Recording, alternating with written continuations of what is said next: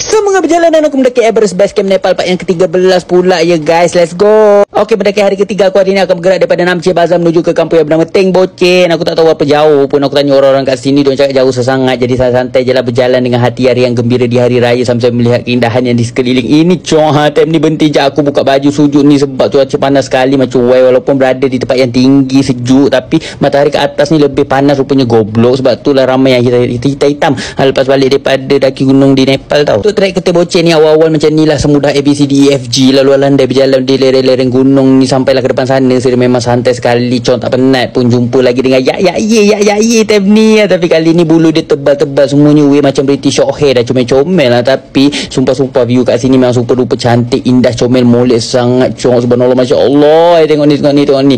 Laluan dia memang tinggi sekali, curam tepi ni. Gayut aku tau bila berjalan ni, kalau jatuh boleh masuk alam bazar terus. Tak lama jalan aku ada nampak kampung dekat depan tu nun jauh di sana tu. Tapi aku tanya abang ni, itu ke Teng Bocin? Dia kata bukan, Teng Bocin kena pusing lah belakang. Terkejut aku, ingat dah sampai kan awal lagi. Lepas tu track dia ada lah sikit-sikit naik tangga-tangga macam ni kat depan sana tu, tak banyak pun. Tapi still penat jugalah, nama pun tangga. Yang tak penat tu escalator. Dengan penuh keimanan dan kesabaran yang tinggi aku susul lah ni ke atas. Dah sampai atas tu aku duduk rehat sini jap, betulkan nafas balik sambil betul minum air kan. Tengok ni guys, Allah sumpah nemdennya cantik sekali, indah tau. Ini membuktikan bahawa tak semua benda yang indah itu menyakiti kita tau. Jadi rasa kagumlah dengan keindahan alam berbanding manusia.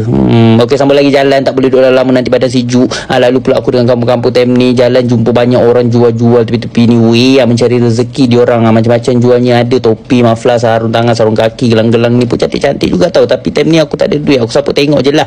Putar halik. Untuk pendakian ABC ni aku tengok orang buat dalam 10 hari atau 11 hari settle dah semua pergi balik kan. Jadi aku akan cuba habiskan secepat mungkin juga macam diorang, insya-Allah. Tem ni ada dua laluan yang ke atas dan ke bawah. Yang ke atas ke Gokyo ni kalau nak tahu tasik yang indah sesangat di dunia ini. Memang indah sekali, 2 kali 3 kali, bukan kaleng-kaleng. Nanti balik aku lalu sini aku tunjuk kat korang ya. Okey, jumpa.